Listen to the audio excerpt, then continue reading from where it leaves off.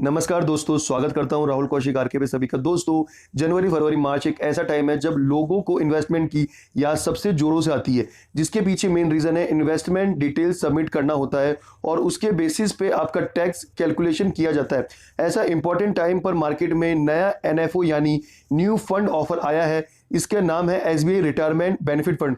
क्या है एनएफओ, इस स्कीम का क्या क्या ऑप्शन है, क्या आपको इस स्कीम से टैक्स बेनिफिट मिलेगा, ये सारी बातें मैं आज के वीडियो में बताऊंगा मेरे वीडियो में। तो दोस्तों, वीडियो को एंड तक जरूर देखिएगा और राहुल कौशिक आरके को सब्सक्राइब कीजिएगा, वीडियो को लाइक कीजिए और दबा के शेयर कीजिएगा। दोस्तों उससे पहले जरूरी सूचना, अगर आपका डीमेट अकाउंट अभी तक नहीं खुला हुआ है, आप शेयर मार्केट में नए आए हैं, तो दोस्तों उसके लिए एक डीमेट अकाउंट खुलवाना पड़ता है, जो कि आपको डिस्क्रिप्शन में देखेंगे, जहां से आप 5 मिनट में अपना डीमेट अकाउंट खुला सकते हैं, जो कि बिल्कुल मुफ्त है। तो दोस्तों आज ही अपना डीमेट अकाउंट खुलवाइए।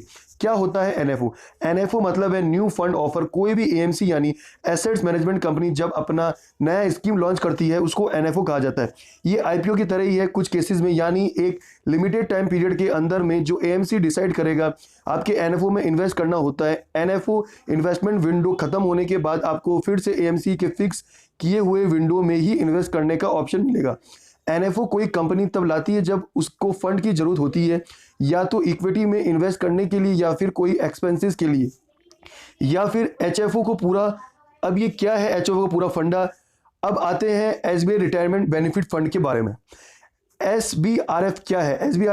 एसबीआई का नया एनएफओ है, जिसमें आप फरवरी 3, 2021 तक इन्वेस्ट कर सकते हैं। एसबीआरएफ में इन्वेस्ट करने के लिए आपको कौन से ऑप्शन मिलेंगे?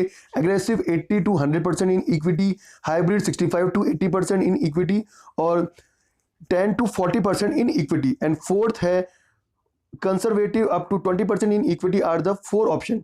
हर एक ऑप्शन में आप गोल्ड, ईएफटी और फॉरेन सिक्योरिटीज दोनों में इन्वेस्ट कर सकते हैं। Fund manager Gaurav Mehta equity वाला पार्ट संभालेंगे और Dinesh Ahuja fix income part संभालेंगे। Mehta ji SBI multi assets allocation fund को संभालते हैं। जो लोग फॉरेन सिक्योरिटीज में इन्वेस्ट करना चाहते हैं उनका फंड संभालते हैं मोहित जैन। हर एक प्लान का इक्विटी पोर्टफोलियो का एक कोर पोर्टफोलियो होगा जो ग्रोथ स्टॉक पर इन्वेस्ट किया जाएगा। बाय एंड होल्ड स्ट्रेटजीज के साथ इसका इंप्लीमेंटेशन होगा। ये इन्वेस्टमेंट 505 तक का होगा, बाकी 50% अलग कंपनीज में इन्वेस्ट की जाएगी। ये कंपनीज को चूज किया जाएगा उनके business performance, macro economic factors और कई सारी इंडिकेटर्स को देख करके। Aggressive and hybrid aggression funds को AAA rated PSUs and sovereign bonds में इन्वेस्ट किया जाएगा। ट्रिपल ए रेटेड का मतलब है इन्वेस्टमेंट रेटिंग एजेंसी जैसे मूडीज, इन जिन बॉन्ड्स को हाईएस्ट रेट किया जाता है उनमें इन्वेस्टमेंट किया जाएगा। ये इसलिए क्योंकि ये हाई रिस्क प्लान है, इसलिए कंपनी चाहेगी कि सबसे अच्छे घोड़े पर पैसा लगाया जाए। Conservative, hybrid and conservative plans में non triple A rating bonds में इन्वेस्ट किया जाएगा। क्या इसमें खतरा ज्यादा होगा? बिल्कुल नहीं, मगर कंजर्वेटिव और हाइब्रिड कंजर्वेटिव प्लान में आपको इक्विटी पोर्टफोलियो का अमाउंट कम होगा, इसके रिस्क भी कम है, यानी ज्यादा डरने वाली बात नहीं है। स्ट्रेंथ एंड वीकनेस, इस फंड का पॉजिटिव एंड नेगेटिव इतना closely linked with each other है कि अलग अलग बोलने से आपको समझ में नहीं आएगा, मुझे भी कंपैरिजन करके मजा नहीं आएगा। तो पहले पॉजिटिव यही है कि अलग अलग रिस्क प्रोफाइल वाले इन्वेस्टर को अलग अलग प्लान्स एंड ऑप्शंस है। जो ज्यादा एज्ड है उनके लिए कंजर्वेटिव एंड हाइब्रिड कंजर्वेटिव वाला प्लान वर्क करता है। यंग इन्वेस्टर जो अभी इन्वेस्टमेंट मनी ग्रोथ एम कर रहे हैं उनके लिए aggressive and hybrid aggressive plan सही होगा। लेकिन इसके साथ जो बहुत बड़ा नेगेटिव है वो है एटीसी के अंदर बेनिफिट ना मिलना। एसबीआरएफ में आपको इमीडिएटली एटीसी का अंदर बेनिफिट नहीं मिलेगा।